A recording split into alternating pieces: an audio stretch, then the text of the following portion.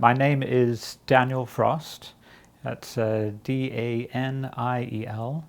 and Frost is Frost. I was born with the name Darren Leroy Maurice, but I identify as Daniel Frost. I live in Spain, and before that I lived in the UK.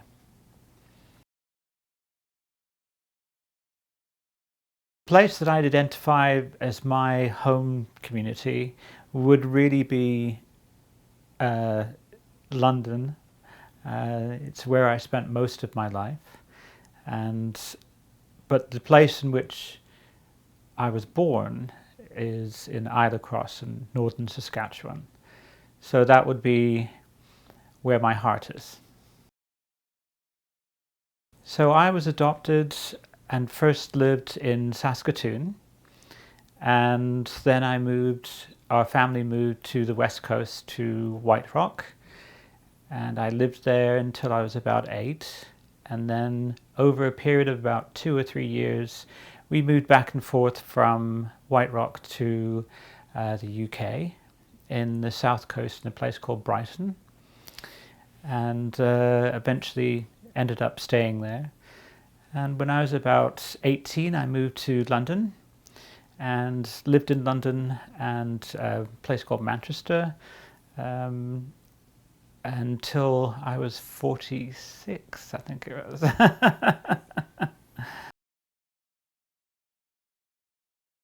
So I don't remember much before I was adopted.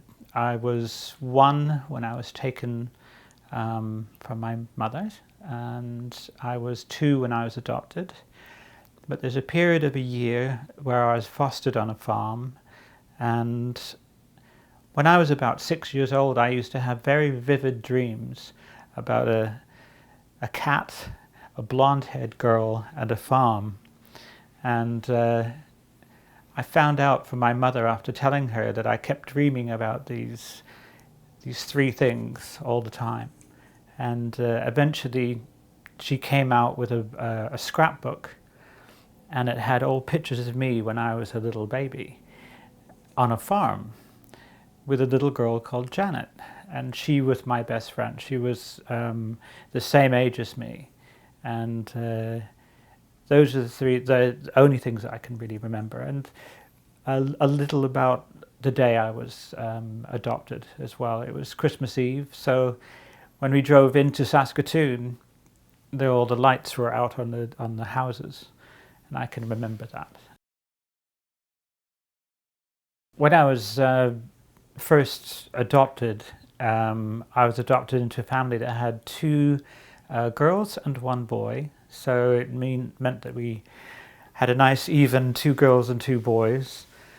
I was always very different because my brothers and sisters were blonde and blue-eyed, and so I was very different to them. Although my parents had brown hair and brown eyes, and everyone thought that I was the actual biological child when I was very little. It wasn't until I was about 9 or 10 that people realized, I was somehow different. But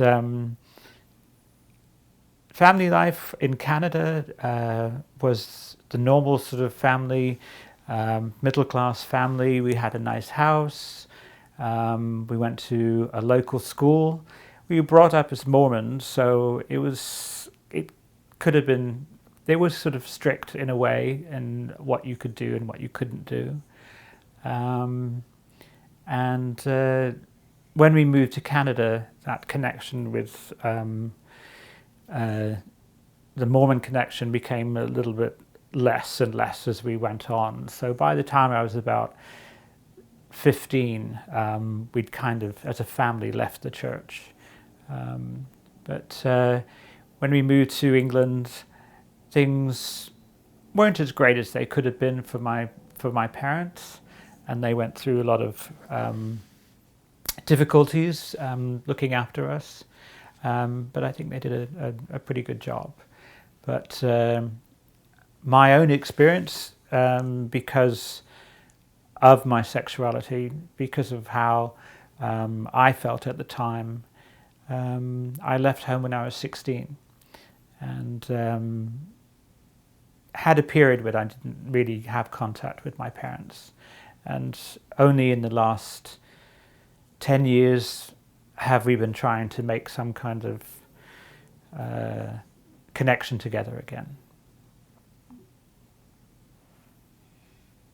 What connections, if any, did you have to your Indigenous heritage in your adopted home?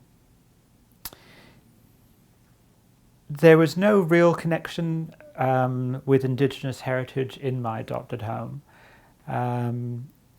When I was very little, I heard someone refer to me as an Indian.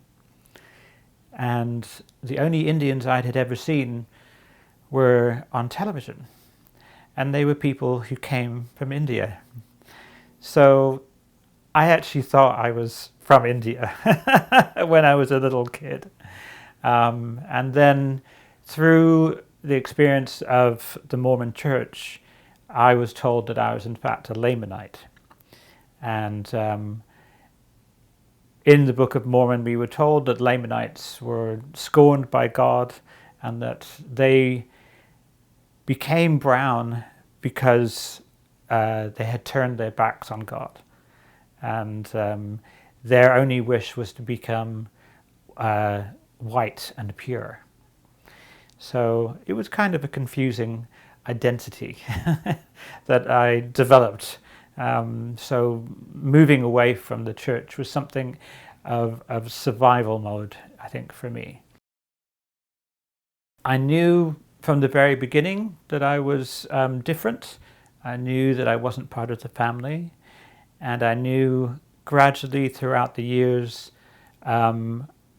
only what my adopted parents had been told. So when I was adopted, they were given a small piece of paper, A4 paper, and it said, "This is Daniel's story."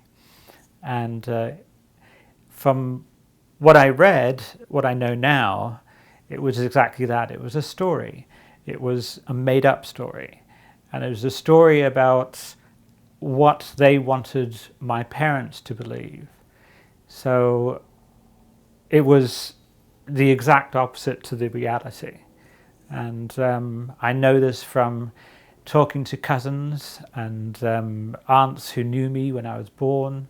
I know from legal documents, from the court documents, that the way in which I was taken was not the same to this story. And the story said, first of all, that I was Chippewayan. I'm not. I'm Cree. It said that both my parents were alcoholics and couldn't look after us. I know because I've met people who used to work for my father. And his nickname was Napu, which I found out today meant big man. And he worked 3 jobs. He even had a business where he was a taxi driver taking people down to hospital in Saskatchewan. And to me, that doesn't sound like a person who's drinking all the time, who can't get up and look after their children. The way in which it happened with my family was that the elder children, who are 10, 15 years older than me, looked after us during the day. And sometimes when the parents were out working in the evening, aunts and uncles and cousins, older cousins, would look after us. And to me, I think that's exactly how Indigenous families have raised their children for millennia. So I don't see there's anything wrong with that. When I was in British Columbia, I was in a school in White Rock, and growing up there, I was the only Indigenous person in that school. And no one knew about where I was from. I knew that I was from Saskatchewan. I thought I was Chippewayan, In fact, I asked my teacher once, I said, where did the Chippewyans come from? And she said, well, from the sounds of that, they come from Hawaii. So I thought I was Hawaiian for a short period. But I experienced racism from a very, very early age. And it was ingrained racism that obviously the children around me who were only 4, 5, 6, 7, 8 years old had heard from their parents and from their grandparents. And so they would say things about the color of my skin, my eyes, what they looked like, my nose, my big lips, all the things I'm quite grateful for now as an older person. But at the time it was very hurtful, and it was difficult to cope with. And I had no one else because I never had met another Indigenous person. So, yeah. Racism, I think, is probably what I would describe how the Mormon Church treats Indigenous people, First Nations people. They built a whole religion around them being a North American religion as opposed to a Eurocentric or Asian religion. And it's built upon the belief that the white people are here to save the brown people and that they are the true owners of the land. And so it's a rewriting of history with a bit of God thrown in, which I always think is kind of it's a mixture of things which people very easily fall into because it's a narrative that justifies their existence in this land as settlers. My relationship with my adopted family, as it stands now, is all of my siblings. I speak to when I can. We text each other and message each other on social media. We share our lives with each other. My parents, I communicate by email. We have had some phone calls. But for us, it's been a difficult journey, and it's been a difficult journey for me to feel strong enough to be able to come back to them and feel that I can sort of discuss with them how I felt throughout my life and throughout my childhood and the things that affected me. Because for the whole of my childhood, I was a very quiet child. I would never complain. I would never say that this was wrong, or I wanted this, or I wanted that. I would let it go. My mother would always say, you're very easy to shop for because you always say yes to the first thing I say, do you want? I think it's only now, as I got older and rediscovering or discovering my past, that I've had the strength to be able to say, this is who you are, and feel proud about it.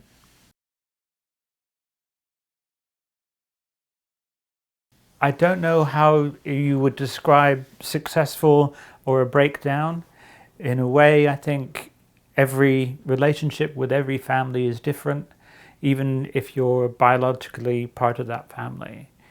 I think for me, being gay in a Mormon family was bound to be difficult anyway. And I think growing up, knowing that I was different, I didn't know whether the difficulties I had was because I was gay or because I wasn't a biological child. So those two kind of fused together.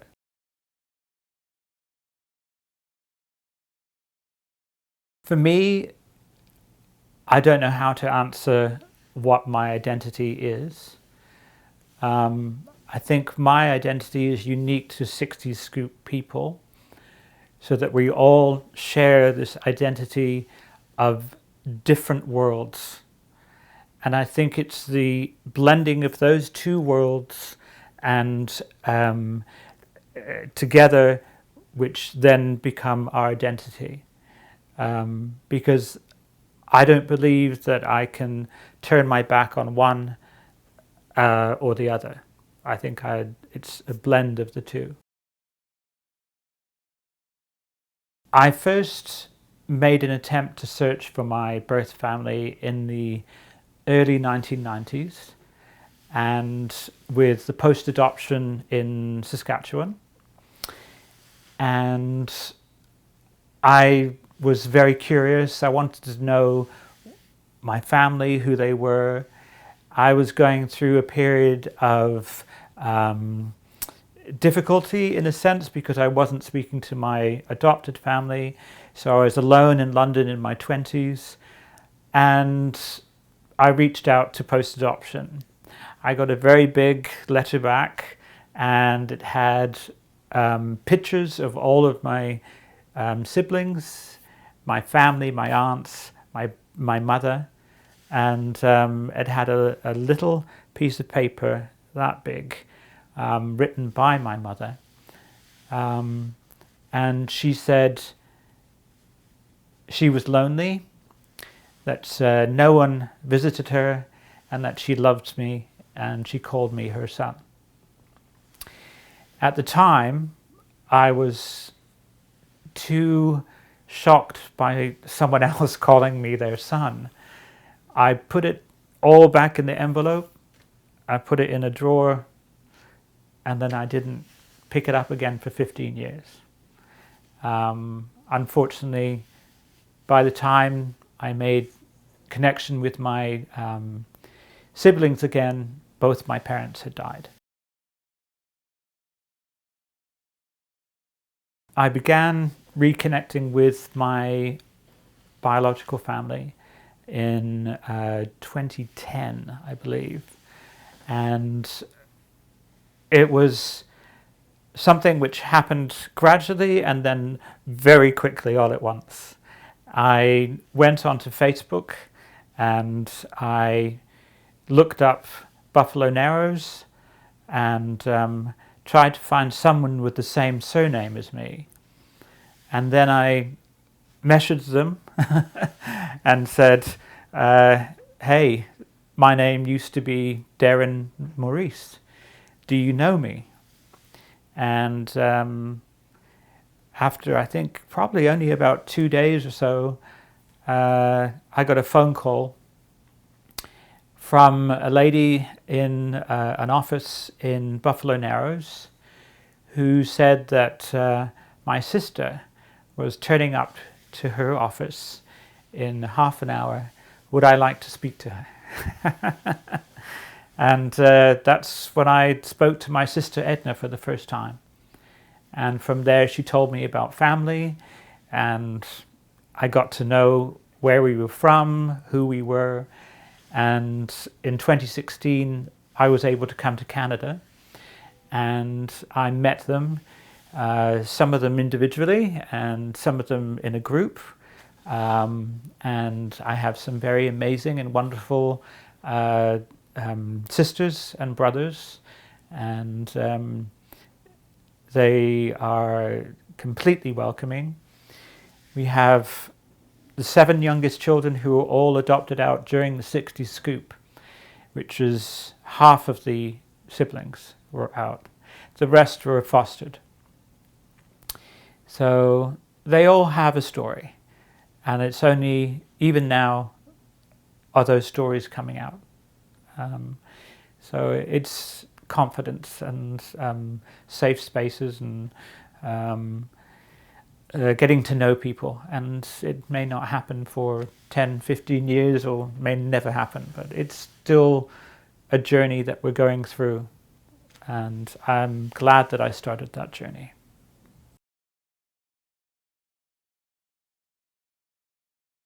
The biggest impact for me in being a 60s Scoop survivor was meeting my siblings. When I was young, I was very quiet and didn't really push very much. And after meeting my family and knowing that I had a history and I had family and I met people who knew about me, I felt 10 feet tall. I was no longer this little person trying to find their way around in the world. I was someone. And that's how I feel to this day. My process of healing started in 1993 when I first wrote that letter to post-adoption in Saskatchewan and wanted to know more, and been able to sort of gather more information to regain my sense of place. And that healing, I think, will go on until the day I die. But I think it's begun, it's advanced, and I'm much better for it now. I would like people in Canada especially, but all around the world, to know about the 60s Scoop, to know how governments, agencies, religions, churches have conspired over the decades to destroy a culture, a people, a language, a history. They've done it in Australia, New Zealand, Canada, America, and I want people to realize that connectedness, that this was open. Everyone could see it, everyone knows it, but they hid it for a long time, and I want everyone to know. The adoption agency that I was adopted from is called AIM, which is Adopt Indian Metis. And as far as I know, it was 1969, so it's a year after I was born, that they initially took me away. And then I was fostered for that next year. The biggest barrier for me on being able to come back is coming back to Canada is not a cheap option. It's something which would require not only money to get over here, but to travel around and also to know the where to look first. You know, I didn't know the government agencies. I never heard of friendship centers. I had no idea, and that was something which luckily, because of when I was born, I was able to look on Google and look up and then find out a lot of information, and that's how I found the 60 Scoop Network.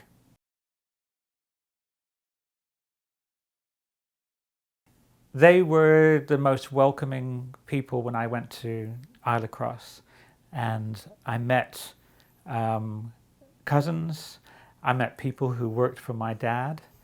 I went to the hospital where I was born and saw the beauty of the place, not only the beauty of the lakes, but the people. They had regained and reclaimed their history, and they were doing it bit by bit, and they're doing it very, very successfully, and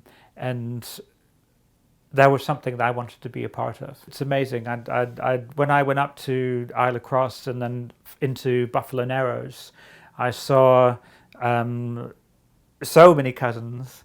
I had literally the 100-odd cousins.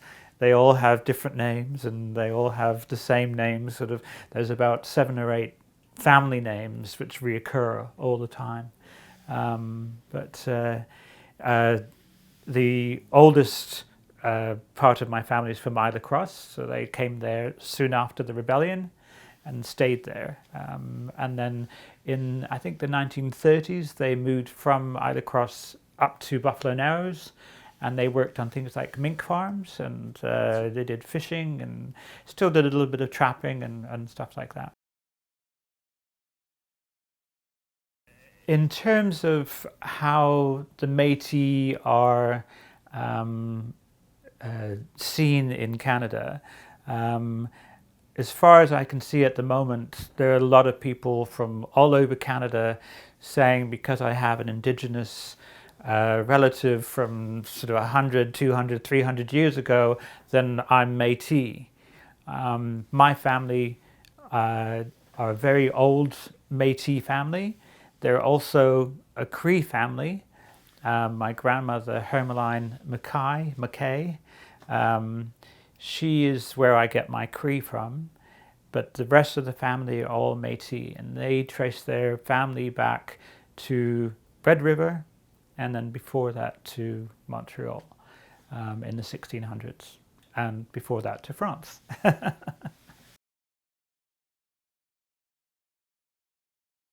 When I first went, well, the only time that I went back to Buffalo Narrows, I had spent the previous 4 years getting to know people on Facebook. And because of that, my Facebook friends became bigger and bigger. So by the time I actually went to Buffalo Narrows, my difference had worn somewhat. Obviously, they hadn't spoken to me, they hadn't heard me. And a lot of people did come up and say, can you just say something for me? But they had shared with me my life over that period. And so it wasn't quite as different as sort of me just turning up and saying, here I am.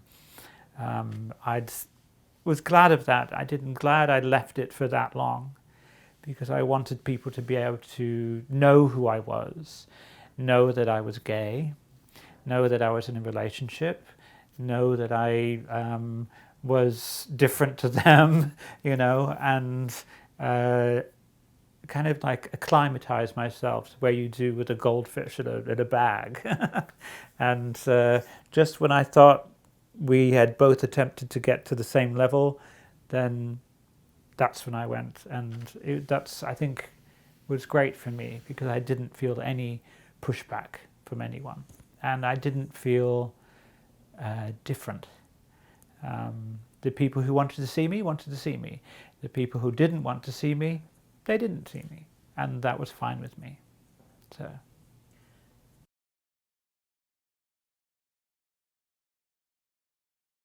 When I was growing up in London, I was very, very lucky, because 60% of Londoners were not born there. And it's quite a transient city. So no one really walks up to you and say, where are you from? If they look at you, they go, oh yeah, I guess he's from somewhere else. But they won't go, do you want to do this? Do you want to go to the gym? Do you want to go running? Do you want to, go to the theatre? That was the important thing. But there were moments when I was growing up that people would ask me, because I lived in a very small area in Sussex, where I was the only different person, apart from 2 Indian brothers. And they were my best friends because we were all different together. So people would ask me, and then I would explain to them exactly what happened, where I'd come from and who I was. And they would then put me in that exotic box, and I would try to explain them, I'm not exotic, I'm just me. That a lot of weird things happen too. And, in my head, when I'm looking outwards, I'm that British kid talking to another British person. But when they look at me with their eyes, they're looking at this exotic person with a British accent. And I suppose my journey is about not being exotic, being part of something else, and being accepted as the same and not the other. In the last 5 years living in Spain, it's quite funny for me because Spanish people quite often mistake me for being Spanish, or South American, or a mixture of Spanish and South American. And when I'm with my husband, quite often they will just look at me and speak in Spanish and ignore him completely because they don't think he speaks Spanish or would understand what they're saying. So, and I have to say, I don't understand you either in the best broken Spanish that I can say. So it's kind of weird being accepted for something you're not. And I think that's happened to me in Italy. It's happened to me in Spain. It happened to me in Chile. So coming here and knowing and feeling and seeing other people who are the same as me, that connection is really important. I think that's what really, I woke up this morning at 5 o'clock this morning and felt recharged already. I wanted to get up and knock on people's doors and say, let's chat.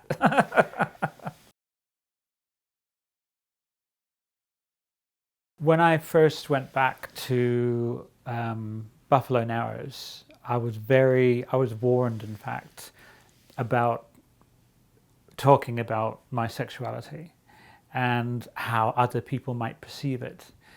Isla Cross and Buffalo Narrows are very big Catholic areas, and a lot of the older generation are not anti-gay, but they're not accepting.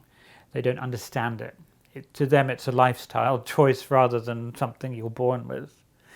But the younger people that I had been able to communicate with on Facebook, they were just completely accepting. But no one really used the term two-spirit. So it was something I had heard about and I'd read about, but I didn't have a modern idea of what two-spirit people were like or what they were. I had read history books about two-spirit people, and that was very much based on a non-gender conforming person, and rather than something that is a sexuality. And so in my own head, I don't think I ever have regarded myself as being two-spirit. But I think that's changing slightly.